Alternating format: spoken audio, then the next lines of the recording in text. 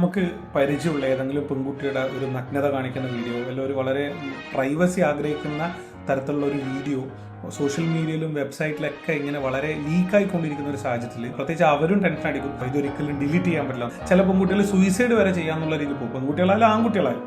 അപ്പോൾ ഇത് സോൾവ് ചെയ്യാൻ പറ്റും, അല്ലെങ്കിൽ ഈ ഒരു വീഡിയോ ഡിലീറ്റ് ചെയ്യാനുള്ള ഒരു സാഹചര്യം ഇപ്പോൾ ഉണ്ട്. ശരിക്കും ഈ വീഡിയോ മാക്സിമം ആൾക്കാരിലേക്ക് ഷെയർ ചെയ്തോ. ഒരുപാട് ഇൻഫ്ലുവൻസേഴ്സ് ഈ വീഡിയോ ചെയ്തിട്ടുണ്ടെങ്കിലും ഒരുപാട് പേരിലേക്ക് ഇപ്പോഴും ഈ ഒരു വീഡിയോ, ഈ ഒരു കണ്ടന്റ് എത്തേണ്ടതുണ്ട്. അതുകൊണ്ട് മാക്സിമം ആൾക്കാരിലേക്ക് ഷെയർ ചെയ്യുക. കാരണം ആരാണിത് നാളെ ഇതിന് ഇരയാക്കിപ്പെടാന്നുള്ള കാര്യം പറയാൻ വേണ്ടി പറ്റില്ല. ഇപ്പോഴും പുറത്ത് പറയാതെ അല്ലെങ്കിൽ സൂയിസൈഡിലേക്ക് ചെയ്യാന്നുള്ള ഒരു രംഗത്തിലേക്ക് എത്തുന്ന ആൾക്കാരൊക്കെ ഒരുപാട് പേരുണ്ട്. അപ്പോൾ ഇതിന് ഗവൺമെന്റ് സംവിധാനത്തിൽ തന്നെ stopncii.org എന്നൊരു വെബ്സൈറ്റ്, നിങ്ങൾ ഗൂഗിളിലോ ക്രോമിലോ എവിടെ വേണമെങ്കിൽ കയറിക്കണം. ഈ വെബ്സൈറ്റിൽ കയറിക്കഴിഞ്ഞാൽ ഈ ഒരു കണ്ടന്റ് ജസ്റ്റ് അതിൽ അപ്ലോഡ് ചെയ്യണം. അപ്ലോഡ് കൊണ്ട് വേറെ വിഷയമൊന്നുമില്ല. നിങ്ങൾക്കൊരു കോഡ് ക്രിയേറ്റ് ആവും, ഒരു കേസ് ഫയൽ പോലെ ക്രിയേറ്റ്.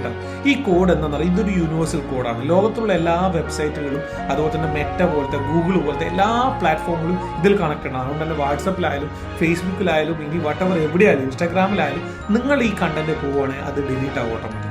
ശരിക്കും പറഞ്ഞാൽ ഇത് വളരെ യൂസ്ഫുൾ ഇൻഫർമേഷൻ ആണ്. അപ്പോൾ ഈ ഇൻഫർമേഷൻ മാക്സിമം ഷെയർ ചെയ്യുക. കാരണം ഒരാൾ പോലും ഈ പേരിൽ ഇനി ഒരിക്കലും വിഷമിച്ചിരിക്കരുത്, ഒരു സൂയിസൈഡിലേക്ക് ചിന്തിക്കരുത്. എപ്പോഴും ആർക്കും വേണം എന്ത് തെറ്റും പറ്റാം. ചിലപ്പോൾ നമ്മൾ സ്കാമിൽ പെട്ടതുപോലെ ആകും. അപ്പം അത്തരത്തിലൊരു തെറ്റുപെട്ട ഒരാൾ ഇത്തരത്തിലൊരു ഡിസിഷൻ എടുക്കുന്നതിന് മുന്നേ ഈ വീഡിയോ കാണുവാണെങ്കിൽ അവർക്ക് ആ ലൈഫിലേക്ക് തിരിച്ചു വരാനുള്ള വലിയൊരു സാധ്യത അവിടെ കാണും. അപ്പോൾ മറ്റൊരു വീഡിയോയിൽ കാണാം. ബൈ.